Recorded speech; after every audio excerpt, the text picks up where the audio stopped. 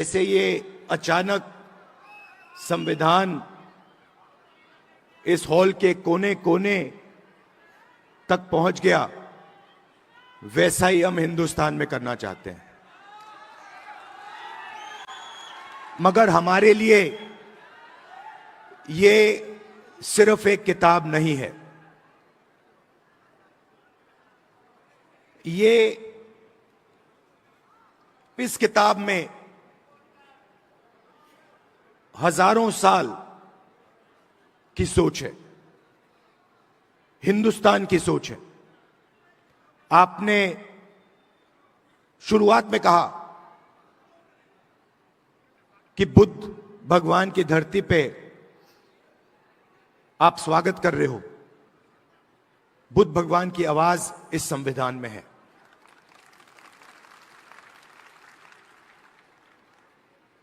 और हर स्टेट में जो बड़े से बड़े महापुरुष हुए हैं, चाहे नारायण गुरु जी हों, बसवना जी हों, फूले जी हों, गांधी जी हों, अंबेडकर जी हों, इन सब की आवाज इस संविधान में है। मगर सिर्फ उनकी आवाज इस संविधान में नहीं है। इस संविधान में एक और चीज है। इस संविधान में जो हजारों साल से इस देश में दलितों को, पिछड़ों को, आदिवासियों को, उनके खिलाफ जो अन्याय किया गया, जो लाखों करोड़ों रुपए, लाखों करोड़ों लोगों का जो दर्द है, दुख है, वो भी इस संविधान के अंदर आज तक है।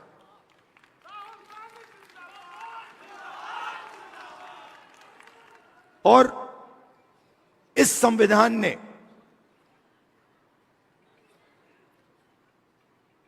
उस दर्द को पूरी तरह नहीं मगर थोड़ा सा कम किया है।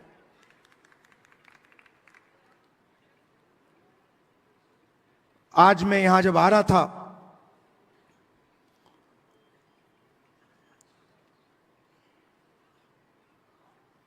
गंगा जी की ओर मैंने देखा, गाड़ी में बातचीत हो रही थी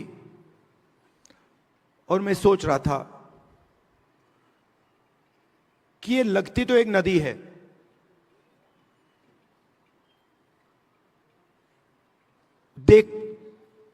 मैं इसको देख रहा हूं, एक नदी दिख रही है, मगर इसका पानी, इस नदी का पानी सब जगह है। अगर आपने आज सुबह पानी पिया तो वो आपके अंदर है, आपके खून में है। अगर आपने आज सुबह रोटी खाई तो उस रोटी में था। वैसे ही ये इस संविधान का विजन वही था। हम चाहते थे कि जैसे गंगा का पानी सब जगह जाता है,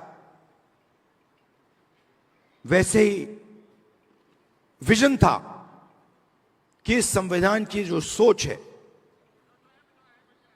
वो हिंदुस्तान के कोने कोने में, हिंदुस्तान के हर व्यक्ति के अंदर, हर संस्था के अंदर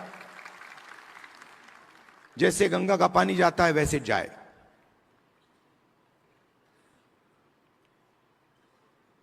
और कुछ दिन पहले मोहन भागवत कहते हैं कि गंगा गंगोत्री में नहीं शुरू हुई। हिंदुस्तान को आजादी 15 अगस्त 1947 को नहीं मिली,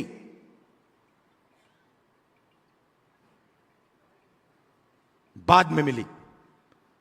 तो अगर मोहन भागवत कह रहे हैं कि 15 अगस्त 1947 को आजादी नहीं मिली, तो वो इसको नकार रहे हैं। वो कह रहे हैं, खुले स्टेज में कह रहे हैं कि इस किताब में जो सोच है उसका हिंदुस्तान के लिए कोई मतलब नहीं है।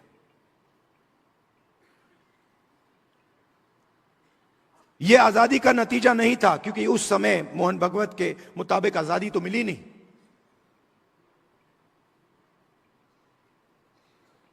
और इसकी सोच को, अंबेडकर जी की सोच को, गांधी जी की सोच को, बुद्ध भगवान की सोच को, फूले जी को सोच को वो मिटाने लगे हैं। हिंदुस्तान की हर संस्था से,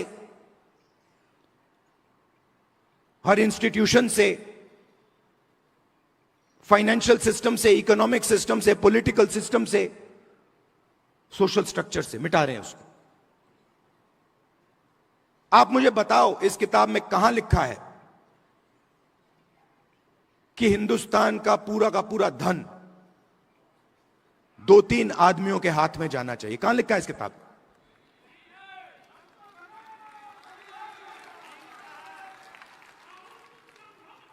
तो मोदी जी आते हैं, पार्लियामेंट में आते हैं, पहले कहते थे 400 सीट आएंगे तो इसको हम बदल देंगे, और फिर जब आप लोगों ने, हमने मिलकर मोदी जी को संविधान की सच्चाई समझाई, तो फिर पहले दिन इलेक्शन के बाद आए तो फिर ऐसे आए थे। मगर चाहते थे कि मैं उसको उठा के फेंक दूं, मगर हिंदुस्तान की जनता ने कहा, भैया अगर आपने सिर पे नहीं रखा तो हम तुम्हें उठा के फेंक देंगे।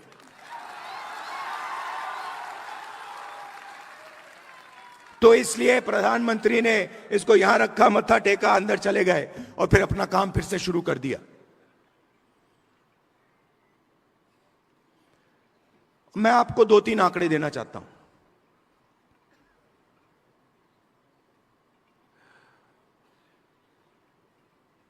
सबसे पहला आंकड़ा, आपने रिप्रेजेंटेशन की बात की, आपने कहा कि पॉलिटिकल रिप्रेजेंटेशन होना चाहिए।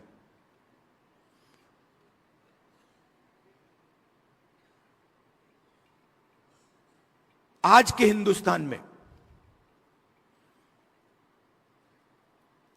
एमएलए के पास, मेंबर ऑफ पार्लियामेंट के पास कोई पावर नहीं है। मैं मिलता हूं लोकसभा में बीजेपी के पिछड़े वर्ग के एमपी से, दलित एमपी से, आदिवासी मेंबर ऑफ पार्लियामेंट से। वो मुझे कहते हैं, भैया हमें पिंजरे में बंद कर यहां टांग रखा है।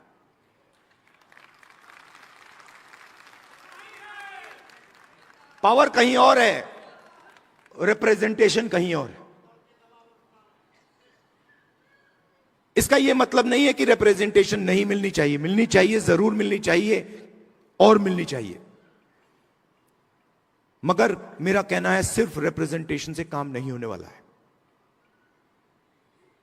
हिंदुस्तान की सबसे बड़ी कंपनियों की लिस्ट निकालिए, अदानी, अंबानी, टाटा, बिरला, लिस्ट निकालिए।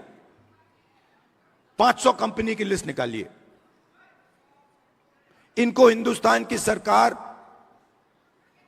देश का पूरा धन पकड़ा रहा है। एयरपोर्ट्स, पोर्ट्स, सेलफोन,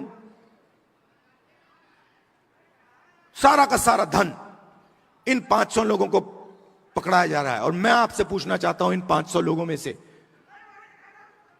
इन 500 कंपनी के मालिक में से आप मुझे एक पिछड़ा वर्ग का व्यक्ति का नाम बता दो। एक दलित, एक आदिवासी का नाम आप मुझे बता दो। आपको एक नाम नहीं मिलेगा। इन कंपनियों की मैनेजमेंट टीम की लिस्ट निकालो, उसमें दिखा दो मुझे। एक दलित नाम दिखा दो, एक आदिवासी नाम दिखा दो, एक पिछड़े वर्ग का नाम दिखा दो, एक माइनॉरिटी का नाम दिखा दो।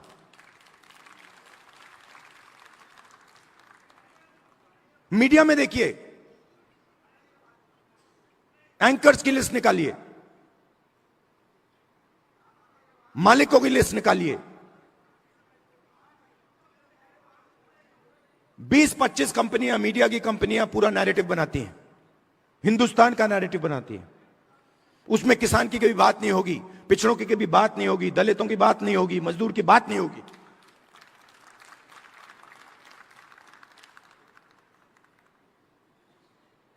कुछ साल पहले मैं सोच रहा था, ये किसानों की बात क्यों नहीं करते,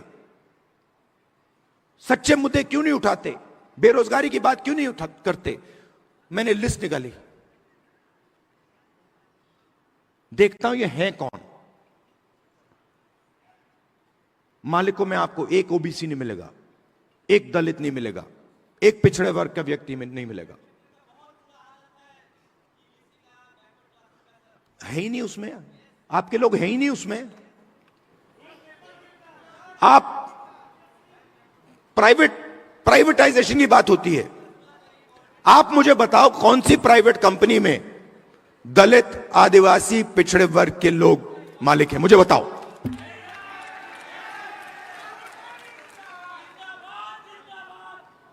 मैं कल कुछ दिन पहले रात को एम्स गया, मेट्रो स्टेशन में लोग वहां 600-700 लोग लेटे हुए हैं। किसी को कैंसर हुआ है, दिल की बीमारी है, वाल्व नहीं काम कर रहा, सांस नहीं ले पा रहे हैं, टॉयलेट नहीं वहां पे,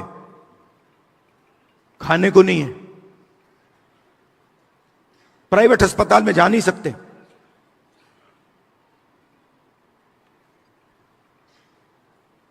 पूरा का पूरा सिस्टम, चाहे वो प्राइवेट अस्पताल हो, शिक्षा का सिस्टम हो, स्वास्थ्य का सिस्टम हो, बिजनेस का सिस्टम हो, आपके लोग हैं ही नहीं उसमें। आपने लड़ाई लड़ी, बहुत अच्छी लड़ाई लड़ी, और राजनीतिक रिप्रेजेंटेशन आपने पा लिया। मगर अगर मैं आपको सच्चाई बताऊं तो आपको सत्ता कहीं नहीं मिली। क्योंकि हुआ क्या, जब इन लोगों को पता लगा कि पिछड़ा वर्ग, दलित ये रिप्रेजेंटेशन ले रहे हैं,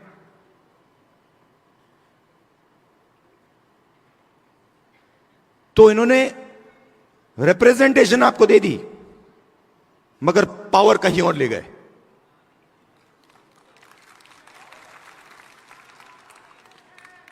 पावर कहां गई? Power Adani Ambani, power RSS, हर संस्था में अपने लोगों को डाल देते हैं। मैंने लिस्ट बनाई, आरएसएस के जो अपॉइंटीज हैं, हजारों अपॉइंटीज होते हैं सरकार में, बोर्ड, कॉर्पोरेशन, गवर्नर, हजारों होते हैं। मैंने लिस्ट निकाली, ये आरएसएस सत्ता के सिस्टम में किसको डाल रहा है। उसमें आपको एक पिछड़े वर्ग का नहीं मिलेगा, एक दलित नहीं मिलेगा, एक आदिवासी नहीं मिलेगा।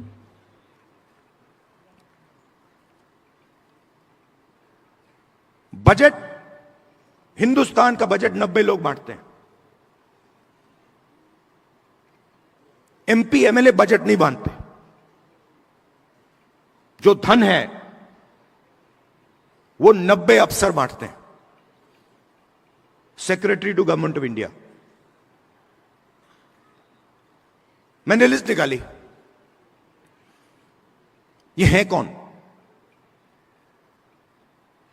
आपकी आबादी, पिछड़े वर्ग की आबादी 50% है, कम से कम। कोई जानता नहीं है। आज तक कोई यह नहीं कह सकता कि गारंटी कह के मैं कह रहा हूं कि भैया 50% है। यह कह सकते हैं कि हां 50%, कम से कम 50 है, 50 से 55 भी हो सकती है, 60 भी हो सकती है, पता नहीं, मगर 50 से कम नहीं है। दलितों की 15%, आदिवासियों की 8%।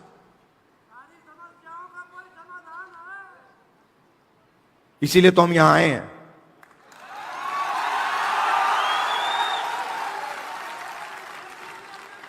तो तकरीबन 90% दलित, आदिवासी, पिछड़े वर्ग के लोग माइनॉरिटी हैं। और अगर आप उन अफसरों की लिस्ट देखें तो 90 में से 3 ओबीसी वर्ग के हैं। आपकी आबादी 50%, 90 में से 3 आपके। और अगर हिंदुस्तान की सरकार 100 रुपए खर्च करती है बजट में, 100 रुपए बांटती है, तो ओबीसी अफसर 5 रुपए का निर्णय लेते हैं। आबादी 50%, बजट में भागीदारी 5%। दलित 15%, उनके भी 3 अफसर, 100 रुपए बंटते हैं, 1 रुपया उनका अफसर निर्णय लेता है, 1 रुपए का। आदिवासी 8%, 8% आबादी, 100 रुपए में से 10 पैसे की भागीदारी। तो अब आप सब मिला लो, सब मिलाकर 100 रुपए में से 6 रुपए 10 पैसे का निर्णय आप लोग लेते हो। माइनॉरिटी भी उसमें ही है, वो भी उसी में है। तो आपकी भागीदारी 6%, 7%, 8%, आपकी आबादी 90%। प्राइवेट सेक्टर में पूरा का पूरा धन 200 लोगों को जा रहा है, उसमें आपका एक आदमी नहीं। एम्स के सामने आपके लोग मर रहे हैं, मगर प्राइवेट अस्पतालों के मालिक की लिस्ट निकालिए, आपका एक आदमी नहीं उसमें। आपके बच्चे लाखों रुपए देते हैं प्राइवेट एजुकेशन इंस्टीट्यूशंस में पढ़ने के लिए, उनकी मालिकों की लिस्ट निकालिए, आपका एक आदमी नहीं उसमें। जीएसटी कौन देता है? आप देते हो। बजट में पैसा कहां से आता है? आसमान से थोड़ी टपकता है। बजट में पैसा, जीएसटी का पैसा आता है, जीएसटी का पैसा आप देते हो। जितना पैसा अदानी, अगर अदानी शर्ट खरीदेगा, यही शर्ट जो आपने पहन रखी है, अगर वो यही शर्ट खरीदेगा, जितना टैक्स आप दोगे उतना टैक्स वो देगा।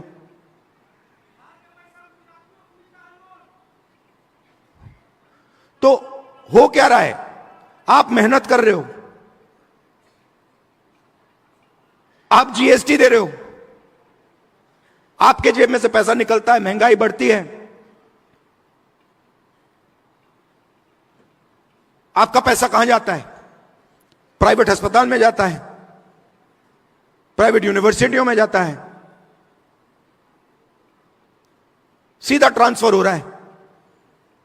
दलित, आदिवासी, पिछड़े वर्ग, माइनॉरिटीज, आपके जेब में से पैसा ट्रांसफर हो रहा है बस, और आप देखते रह रहे हो। यह प्रॉब्लम है। अब पहला कदम हमारे लिए क्या है, मैं आपको बता देता हूं। पहला कदम हमें यह पता लगाना है कि सच्ची स्थिति क्या है, सच्ची सिचुएशन क्या है। जाति जनगणना, और हम छोड़ने वाले नहीं है। और यह बिहार वाला जाति जनगणना नहीं, यह फेक जो जाति जनगणना इन्होंने किया है, लोगों को बेवकूफ बनाने वाला, ये नहीं। और जाति जनगणना के बाद आप क्या एक्शन लेंगे, वो सबसे जरूरी है। जाति जनगणना क्या है? जाति जनगणना एक्सरे जैसा है। किसी को चोट लगती है, डॉक्टर के पास जाता है, कहता है डॉक्टर मेरे हाथ में दर्द है, डॉक्टर एक्सरे करता है, कहता है हां हाथ टूटा हुआ है। तो जाति जनगणना एक्सरे, एमआरआई जैसी चीज है। उससे दूध का दूध, पानी का पानी हो जाएगा। सबको पता लग जाएगा हमारी आबादी इतनी है, भागीदारी इतनी है। मगर उसके बाद जाति जनगणना के बेसिस पे पॉलिसी बननी चाहिए। तो हमारा विजन क्या है कि हिंदुस्तान का पूरा जो सिस्टम है जो कोलैप्स कर रहा है, क्यों कोलैप्स कर रहा है? क्योंकि अन्याय है। गरीब लोगों के पास रोजगार नहीं है, किसान को सही आमदनी नहीं मिलती, मजदूर को सही कॉम्पेंसेशन नहीं मिलती। क्यों? क्योंकि पूरा का पूरा धन वही 10-15 लोगों के हाथ में जा रहा है। तो एक बार जाति जनगणना होगा, हमें पता लग जाएगा कि किसकी कितनी आबादी है और हिंदुस्तान के सिस्टम में उसकी कितनी भागीदारी है। प्राइवेट अस्पतालों में कितनी भागीदारी है, कॉलेजेस यूनिवर्सिटीज में कितनी भागीदारी है, मीडिया में कितनी भागीदारी है, कॉर्पोरेट इंडिया में कितनी भागीदारी है, ब्यूरोक्रेसी में कितनी भागीदारी है। और उसके बाद हम सही प्रकार से विकास की बात कर पाएंगे। बिना जाति जनगणना विकास की सही तरीके से बात नहीं की जा सकती है। तो इसीलिए मैंने पार्लियामेंट हाउस में कहा है, साफ कहा है कि चाहे कुछ भी हो जाए, मोदी जी के सामने मैंने कहा है, चाहे कुछ भी हो जाए, कांग्रेस पार्टी इसी लोकसभा में और राज्यसभा में जाति जनगणना आपके मुंह के सामने पास करेगी।